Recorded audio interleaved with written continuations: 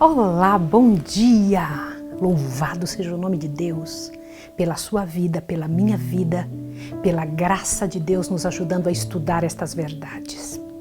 Hoje o nosso estudo é muito importante. Daqui em diante, nós vamos estudar passagens tão especiais da Bíblia que esclarecerão o mundo daquilo que nós precisamos como povo do Senhor para fazer dar certo o trabalho dele. Vamos orar agora? Querido Deus e amado Pai, eu rogo a Ti pela graça e pelo poder de Jesus, que me ajude, Senhor, ao passar estas informações hoje.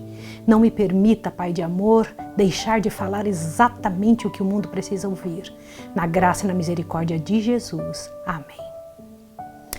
Você viu que nós temos estudado coisas muito importantes, muito mesmo. Eu preciso ler com você esta parte aqui agora, para que você possa se lembrar do que nós estudamos até este momento.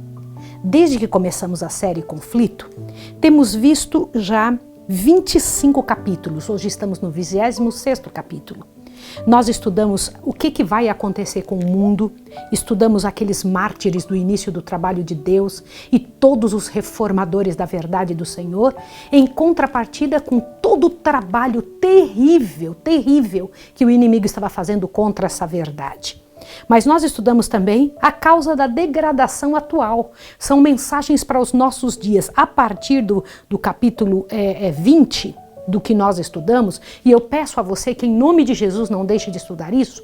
São informações não só do passado, são informações para agora, para você e para mim, para entendermos como é que o Senhor Deus espera regularizar e restaurar essa terra.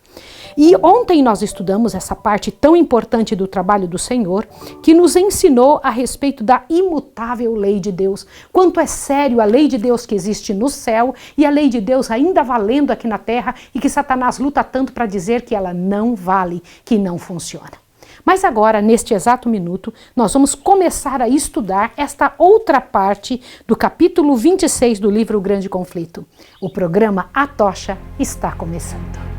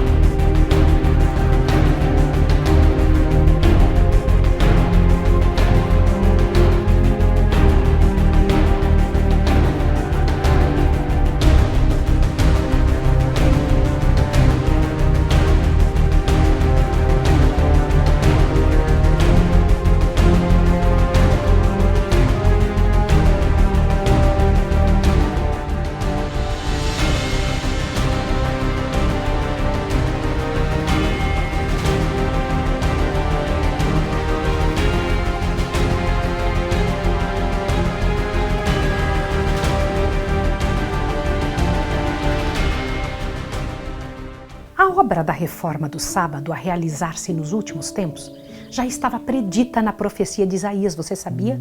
Olha o que diz na palavra: assim diz o Senhor, mantende o juízo e fazei justiça, porque a minha salvação está prestes a vir e a minha justiça a manifestar-se. Bem-aventurado o homem que faz isso, e o filho do homem que lançar mão disso, que se guarda de profanar o sábado e guarda a sua mão de perpetrar algum mal. Aos filhos dos estrangeiros que se chegarem ao Senhor para o servirem e para amarem o nome do Senhor, sendo deste modo servos seus, todos os que guardarem o sábado, não o profanando, e os que abraçarem o meu concerto, também eu os levarei ao meu santo monte e os festejarei na minha casa de oração. Isaías 56, 1, 2, 6 e 7. Essas palavras se aplicam à era cristã agora, como se vê pelo contexto. Assim diz o Senhor Jeová, que ajunta os dispersos de Israel, ainda juntarei outros aos que já se lhe ajuntaram. Se é o que já se lhe ajuntaram, é porque o Senhor Deus já tinha um povo e precisava ajuntá-lo. Então isso não é para o tempo passado, é para agora. Aqui está prefigurado o ajuntamento dos gentios pelo Evangelho. E sobre os que então honram o sábado é pronunciada uma bênção de Deus. De outra maneira, o dever relativo ao quarto mandamento estende-se através da crucifixão, ressurreição e ascensão de Cristo, até o tempo em que os seus servos deveriam pregar a todas as nações as mensagens das alegres novas. Eu vou ler uma coisa para você aqui, preste atenção. O Senhor ordena pelo mesmo profeta: liga o testemunho, sela a lei entre os meus discípulos. Isaías 8,16. Você ouviu isso? É o Senhor dizendo no livro de Isaías que é para selar a lei no meio dos discípulos dele. O que isso te leva a pensar? Você tem que pensar sobre isso. Os servos de Deus, os discípulos dele, têm a lei no meio do povo dele, neste povo selado. Olhe bem. O selo da lei de Deus se encontra no quarto mandamento. Unicamente esse entre todos os 10 apresenta não só o nome, mas o título do legislador. Declara ser ele o Criador dos céus e da terra e mostra, assim, o seu direito à reverência e culto acima de todos. Fora deste preceito, não há no decálogo que mostre por autoridade de quem foi dada a lei.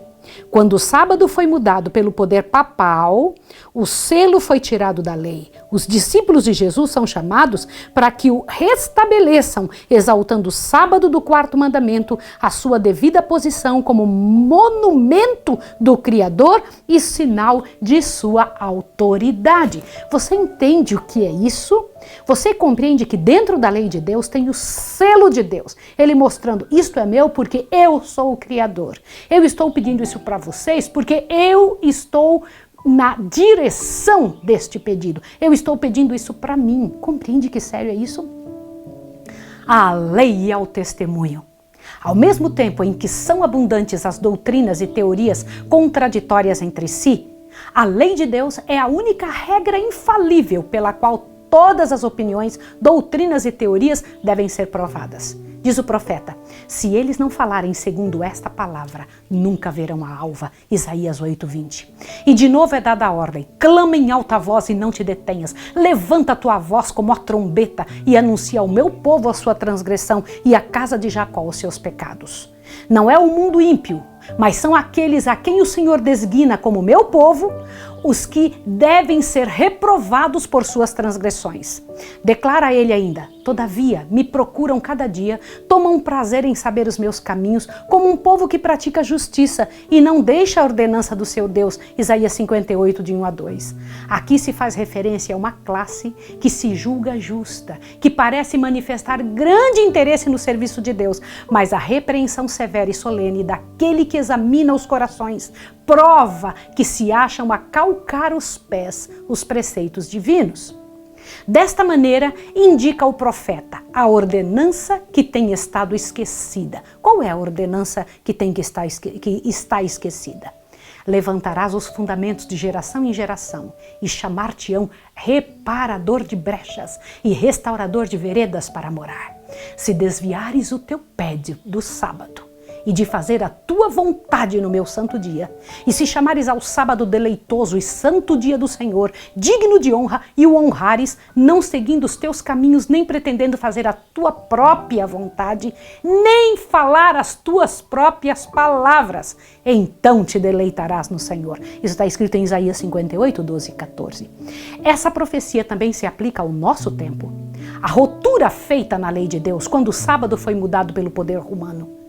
Chegou, porém, o tempo para que essa instituição divina seja restabelecida, seja trazida à tona novamente.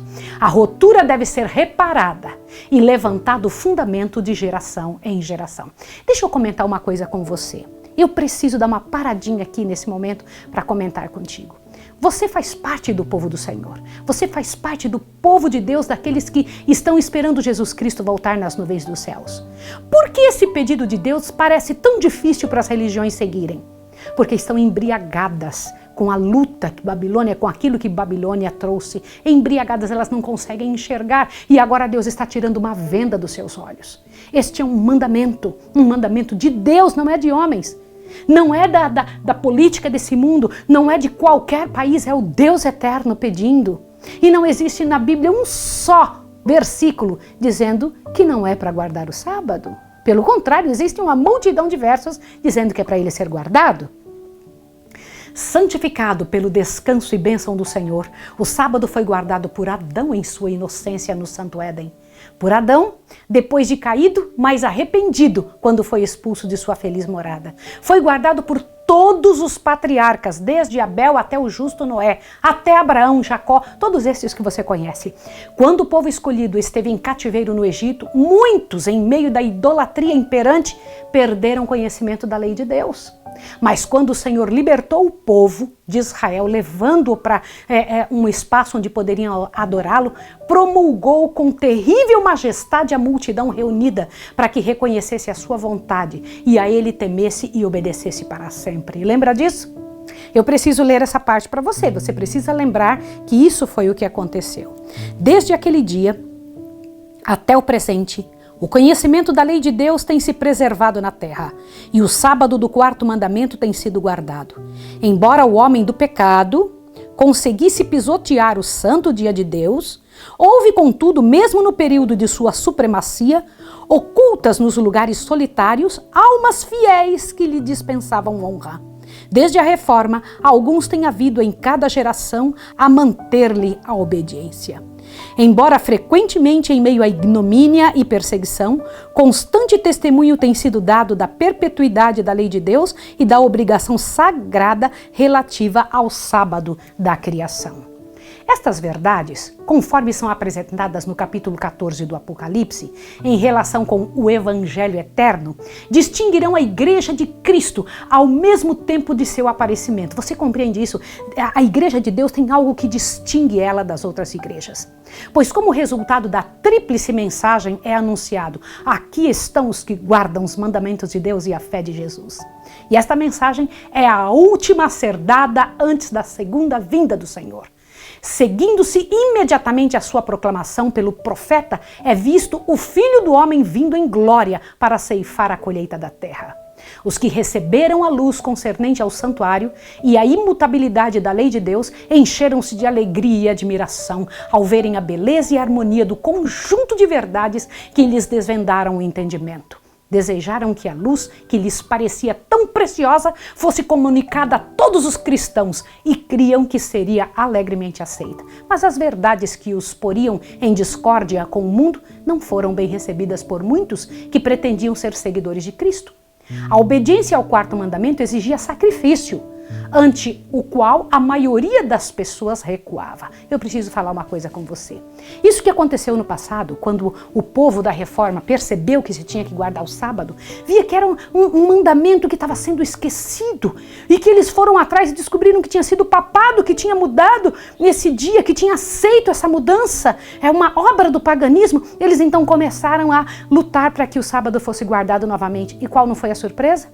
As pessoas começaram a rejeitar porque exigia sacrifício. Que sacrifício? Você começa a pensar aí sentado nessa cadeira: para eu guardar o sábado eu vou ter que parar de trabalhar no meu trabalho, eu vou precisar parar de lavar roupa na minha casa no dia de sábado, eu vou precisar parar de usar esse dia para minhas coisas pessoais. Isso exige sacrifício, é mudança de mente.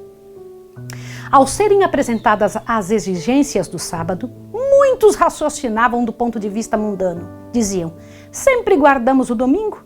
Nossos pais o observavam e muitos homens bons e piedosos morreram felizes enquanto guardavam.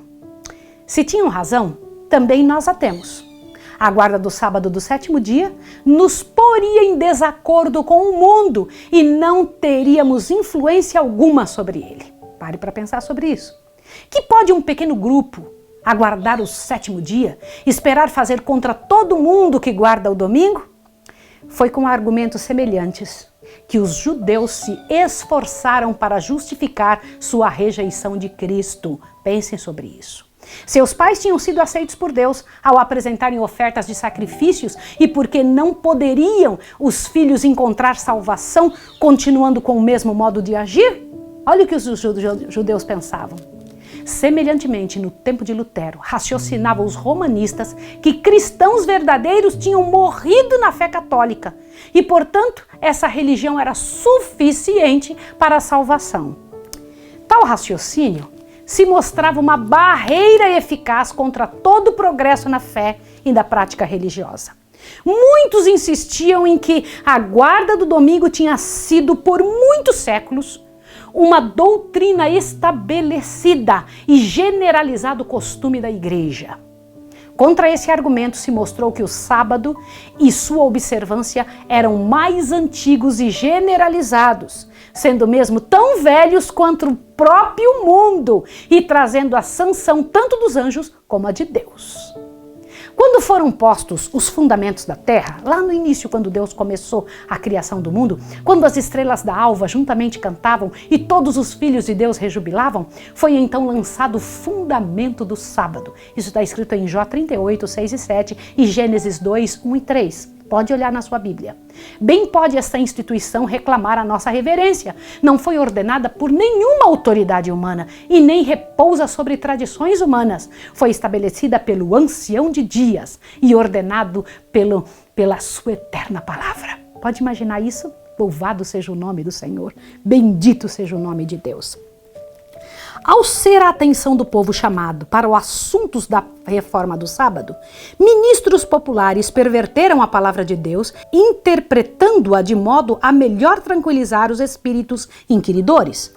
E os que não investigavam por si mesmos as escrituras, contentavam-se com aceitar conclusões que se achavam de acordo com os seus desejos. Por meio de argumentos, sofismas, tradições dos pais da igreja, e autoridades eclesiásticas, muitos se esforçavam para subverter a verdade. Os defensores desta foram compelidos às Sagradas Escrituras para defender a validade do quarto mandamento. Homens humildes, armados unicamente com a palavra de Deus, com a palavra da verdade, resistiram aos ataques de homens de saber, que com surpresa e ira perceberam a ineficácia de seus eloquentes sofismas contra o raciocínio simples, direto, daqueles que eram versados nas Escrituras, ao invés de sê-los nas sutilezas filosóficas. Não adianta, contra a Bíblia não existe argumento. O que o Senhor Deus diz e escreve é o que está dito, Na ausência de testemunho das Escrituras Sagradas a seu favor, muitos, esquecendo-se de que o mesmo raciocínio fora empregado contra Cristo e seus apóstolos, insistiam com incansável persistência. Por que não compreendem os nossos grandes homens esta questão do sábado? Peraí, eu preciso falar uma coisa para você. Hoje em dia se diz a mesma coisa. Quando a gente fala sobre o sábado para uma pessoa, ela fala, mas por que meu pastor não me fala isso? Meu querido, minha querida, você tem que correr na Bíblia. É a Bíblia que tem que dizer. Às vezes, será você que vai ter que dizer isso ao seu pastor. Você vai ter que mostrar isso ao seu pastor. Não significa que uma pessoa que não sabe disso ainda é porque é uma pessoa má. Isso não significa de jeito nenhum. A pessoa que não sabe simplesmente não sabe. Não significa que ela é uma má pessoa. Compreende? Se muitos insistem com essa questão com relação a dizer por que os homens que nós conhecemos não guardam o sábado? Por que os grandes da palavra de Deus? Porque os pastores, poucos apenas creem como vós. Não pode ser que estejais certos e que todos os homens de saber no mundo se acham em erro. Para refutar esses argumentos, era o bastante citar os ensinos das Sagradas Escrituras e a história do trato do Senhor para com seu povo em todos os tempos. Deus opera por intermédio dos que lhe ouvem a sua voz e lhe obedecem, e que, sendo necessário, falam verdades desagradáveis e não temem reprovar o pecado popular. A razão por que ele não escolhe mais vezes homens de saber e de alta posição para dirigir os movimentos da reforma é o confiar em eles em seus credos, teorias e sistemas teológicos e não sentirem a necessidade de serem ensinados. Às vezes não querem ser ensinados nem por Deus. Unicamente os que têm ligação pessoal com a fonte da sabedoria são capazes de compreender ou explicar as Escrituras. Homens que têm pouca instrução colegial são por vezes chamados para anunciar a verdade, não porque sejam ignorantes, mas porque não são demasiado pretensiosos para ser por Deus ensinados. Compreende isso? A pessoa mais simples pode ser chamada para trabalhar por Deus, desde que tenha um coração aberto para isso. Aprendem na escola de Cristo. A sua humildade e obediência os torna grandes. Confiando-lhes o conhecimento de sua verdade, Deus lhe confere uma honra em comparação com a qual as honras terrestres e a grandeza humana se resumem ou se reduzem à insignificância. A maioria dos adventistas rejeitaram a verdade atinentes ao santuário e à lei de Deus. Muitos também renunciaram à fé no movimento adventista, adotando ideias errôneas e contraditórias acerca das profecias que se aplicavam àquela obra. Presta atenção nisso. Alguns foram levados ao erro de fixar repetidas vezes um tempo definido, aquele tempo para a vinda de Jesus, né? A luz que então brilhava do assunto do santuário ter-lhes-ia mostrado que nenhum período profético se estende até o segundo advento, que o tempo exato para esta ocorrência não está predito. Mas desviando-se da luz, continuaram a marcar repetidamente o tempo da vinda do Senhor e outras tantas vezes foram desapontados. Que triste isso, né?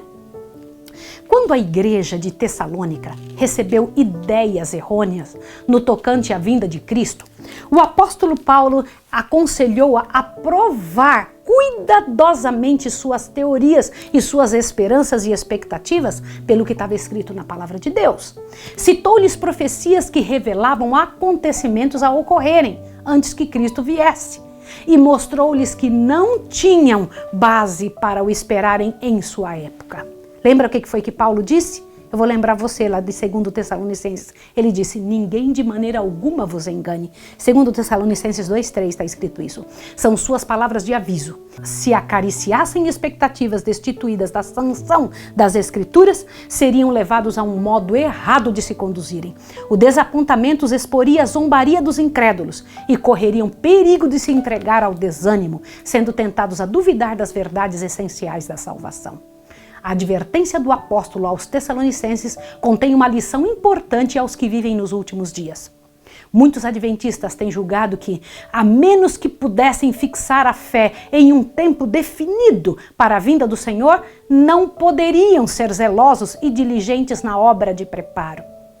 Mas como suas esperanças são reiteradas vezes suscitadas, apenas para serem destruídas, sua fé sofre abalo, tal que se lhes torna quase impossível se impressionarem com as grandes verdades da profecia. Isso é muito sério. As pessoas parecem que precisam sempre de um novo toque no coração para que elas sintam vontade ou alguma coisa que as torne eletrizadas para que elas continuem trabalhando com o Senhor. Eu vou ler mais um pedaço do grande conflito para você. Olhe bem. A pregação de um tempo definido para o juízo, na proclamação da primeira mensagem, foi ordenada por Deus. O cômputo dos períodos proféticos nos quais se baseava aquela mensagem, localizando o final dos 2.300 dias no outono de 1844, paira acima de qualquer contestação.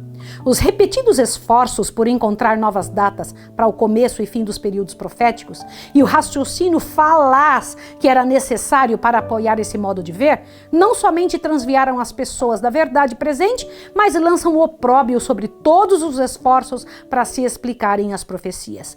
Quanto mais frequentemente se marcar um tempo definido para o segundo advento e mais amplamente for ele ensinado, tanto mais se satisfazem os propósitos de Satanás. Depois que passa o tempo, ele provoca o ridículo e o desdém de seus defensores, lançando assim o opróbio sobre o grande movimento adventista de 1843 e 44. Os que persistem nesse erro fixarão finalmente uma data para a vinda de Cristo num futuro demasiadamente longínquo. Serão levados assim a descansar em falsa segurança e muitos se desencaminharão tarde demais. Como é que você vê isso? Olha que coisa séria. E essa parte é importante você entender. A história do antigo Israel é o exemplo frisante da passada experiência dos adventistas. Deus guiou seu povo no movimento adventista, assim como guiara os filhos de Israel ao saírem do Egito. No grande desapontamento, fora aprovada a sua fé, como foi a dos hebreus no Mar Vermelho. Houvessem ainda confiado na mão guiadora que com eles estivera em sua experiência anterior e teriam visto a salvação de Deus.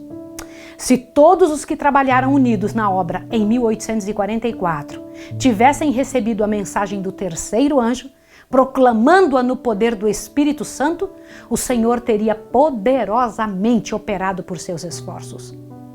Uma quantidade imensa de luz teria derramado sobre o mundo. Haveria anos que os habitantes da terra teriam sido avisados da obra final, e essa obra final estaria consumada e Cristo teria vindo para a redenção de seu povo. Não foi a vontade de Deus, irmãos, presta atenção, que os filhos de Israel vagueassem durante 40 anos no deserto.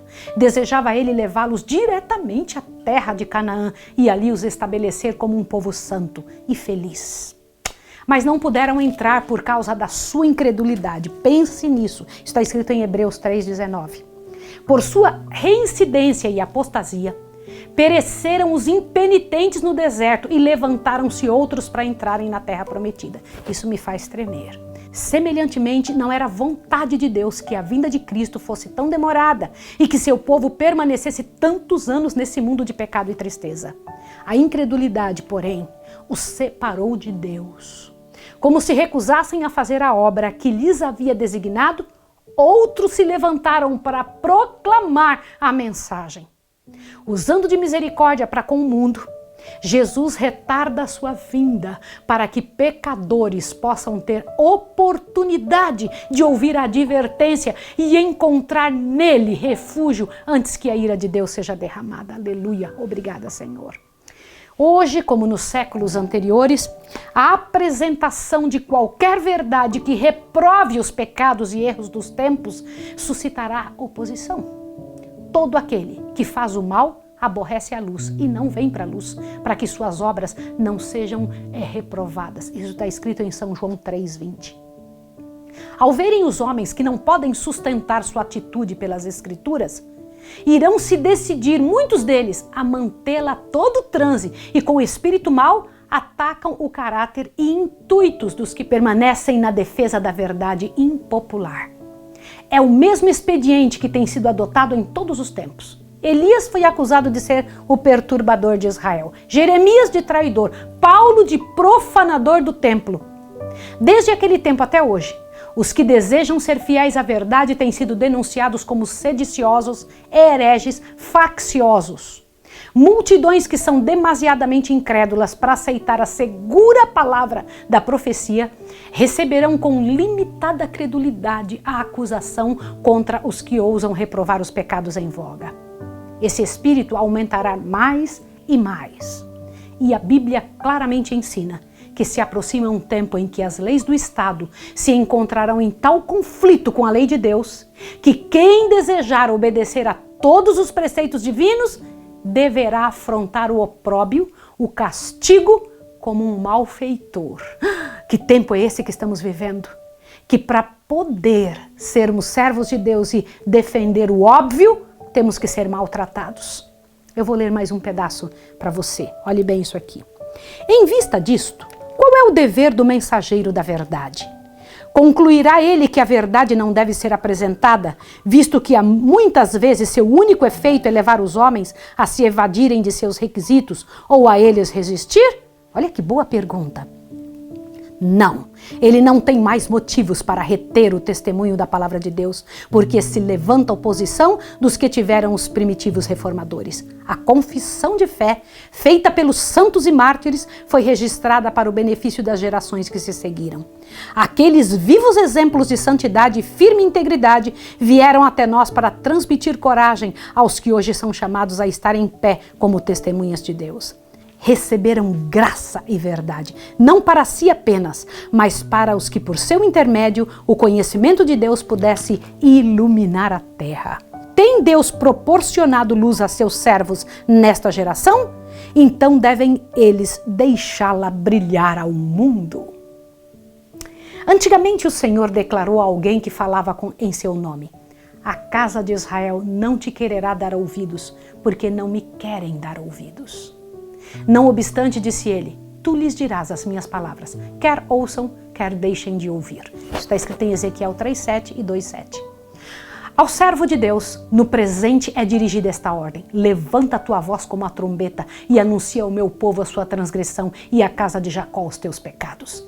Tanto quanto as oportunidades o permitam, cada um que haja recebido a luz da verdade se encontra sob a mesma responsabilidade solene e terrível em que esteve o profeta de Israel, a quem viera a palavra do Senhor dizendo: a ti, pois, ó filho do homem, te constituí por vigia sobre a casa de Israel, Tu, pois, ouvirás a palavra de minha boca e lhes anunciará da minha parte.